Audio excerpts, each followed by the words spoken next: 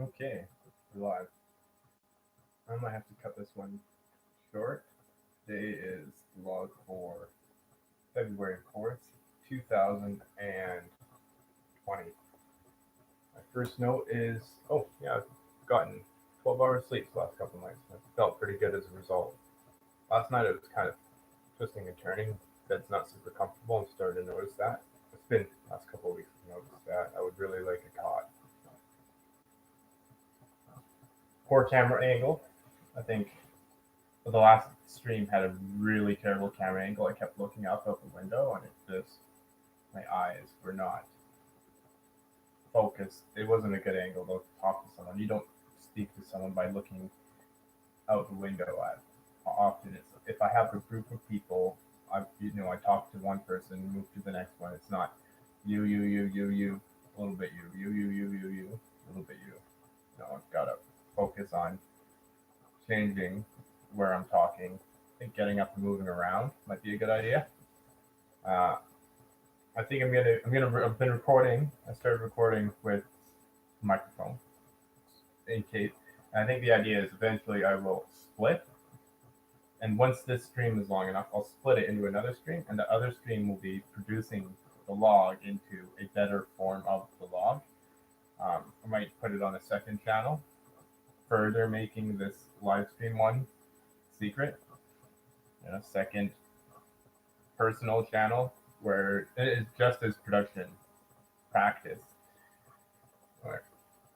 Right. So I'm thinking I'll do 2 weeks of recording, and then I'll also add a camera. And that way I'm not relying solely on the webcam for anything but the live stream. I have the alternative footage and the alternative record for the more professional quality one. So I do have a couple of cameras, so a couple of angles. Just get in the habit of doing the editing nice and proper. Yeah. Oh, for my nickname, for now I've gone to nothing. Nothing. That's what I'm calling myself. From Nobody Is My Name. I was talking on Discord, and the old Western Nobody Is My Name came up by me. I just brought it up, and I thought, yeah, I'll change my name to Nobody for now. Take it for a ride, see how it feels. Nobody was taken, so I tried Nothing because my grandfather's dog was Nothing. He was asked what he named it. He hadn't named it, so he just said Nothing. Damn. No feedback to the last stream. I'm not sure what it is. Turning off the speaker does seem to affect the feedback.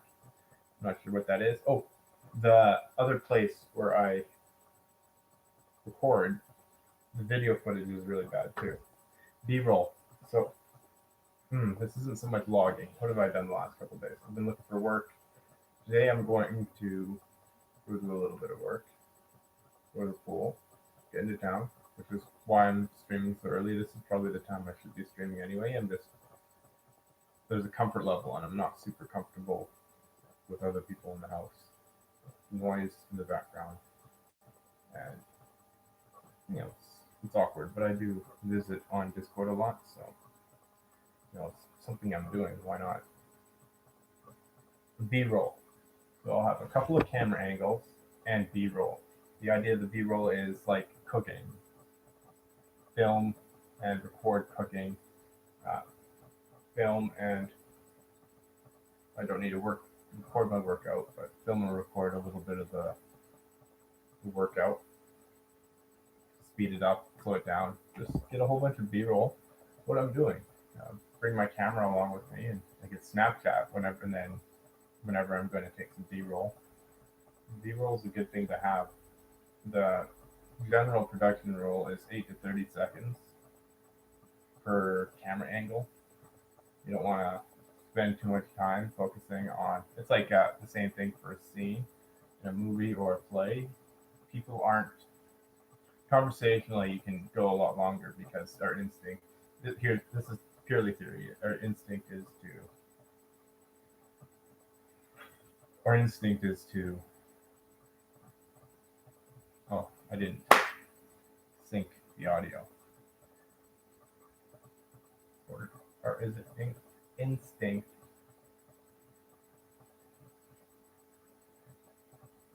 our instinct is to have some conversational feedback.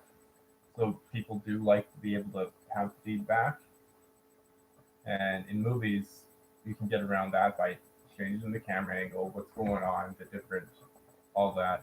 And then you have your 5 to 10 minute scenes. You don't have a scene last too long. You don't have a 30-minute scene unless there's a significant amount of change in scenery, right? That's in this dialogue here, one way. I have to have something really important in order for people to sit and listen or engage the audience, so to speak. Say something over here, get in the habit of saying it over here, as if I'm speaking to multiple people, including the camera as a person. So maybe I should make faces. I'm gonna put this note down so I don't forget. Next time, well, I can make faces and put them around, and that way I'm practicing a pseudo crowd of people. It couldn't hurt. Couldn't hurt. It couldn't hurt. It's probably good. It's a good idea. Engage those instincts because this is a whole new medium humans have not interacted with before. And there's similarities to other mediums, but I mean lectures and there's definitely other environments. But in a lecture, in my experience, you can speak up. I'm a very spoken person, and I do speak up in a lecture. And the bigger the crowd, it's like I mean, some lectures you don't have a place to speak up. Like if you don't have anything to add, but other lectures where I've known the material well enough, I have spoken up. I had my one professor, he really loved it. He increased.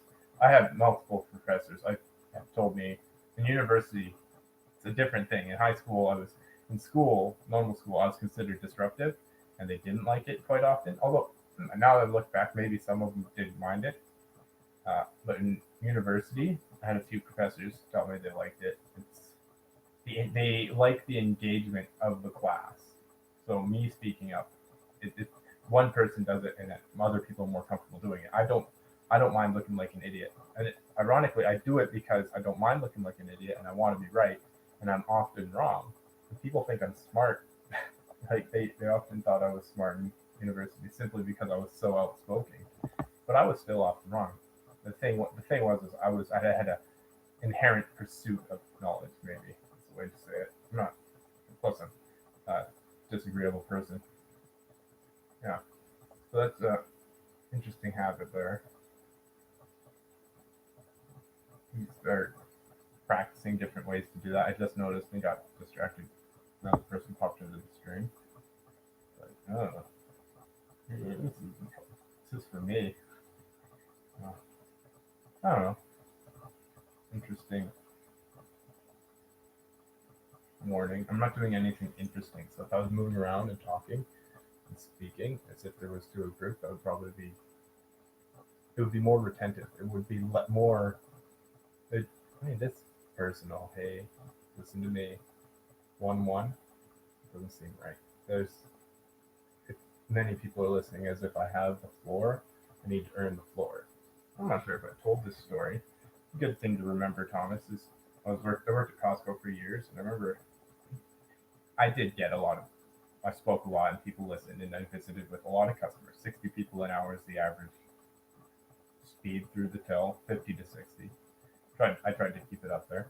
Remember once I was telling a story, and suddenly it was busy, like proper busy for Costco, and like 60-second conversation, bam, bam, bam. But I never, I try and engage the customer right there in front of me the most. And, we get into conversations, talk, and then the next person hears a little bit of that, and you have a little bit of a conversation. It was actually quite nice. I didn't mind it too much. My problem with it was management trying to censor my speech because some people did. When Trump was elected, some people didn't like talking about it. Other people did, and I'm not afraid to speak my mind. Well, that's when I had issues. It wasn't the work; it was the management. 100%. Anyway, so one time I was visiting, and like, there's my till. There's a till, and then there's a till behind, and I had a floor. I just was telling the story, and I suddenly realized that all of a sudden, I had got enough people had overheard enough of it that I had the floor. There was absolute silence. It was 10 to 20 people at least. Likely it could be more. And so I had the floor, and I just paused and I recognized it. Like, well, I was like, holy crap! I have the floor. Like, what is like? This is a natural phenomenon. I naturally had something that was interesting enough, maybe even important enough, that the whole floor had stopped. And one old lady who was in the line, she said, "Well, keep going. Like you're speaking, and we're interested. Keep going. You need to do it." So those are the moments. That's the difference between a crowd and online. Online, you can't really get that audience feedback. So I think I do need to somehow, at some point, start getting into the habit of getting an audience, you know, a proper audience though, not just somebody who's going to speak up and interrupt. Like somebody's going to interact rather than interrupt, and interact in the simplest of way. Yeah, just double checking my time. I'm doing good on time. Yeah, so that's an interesting story. I know you've already heard it, Thomas, but B-roll, B-roll, and more footage. Audio for now is a good step forward. I need to enunciate my words. Because really ain't self-aware of my everybody.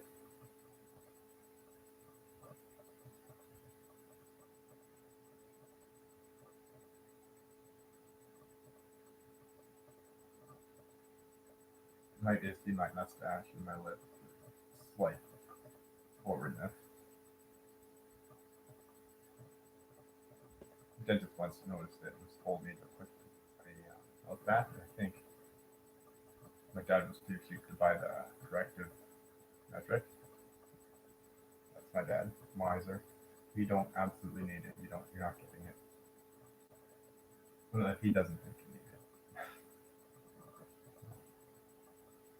It might not be that bad. I don't know. Maybe I'm just blowing out a torture in my head because I'm anxious. Anyway, that's the end of the stream. Next time.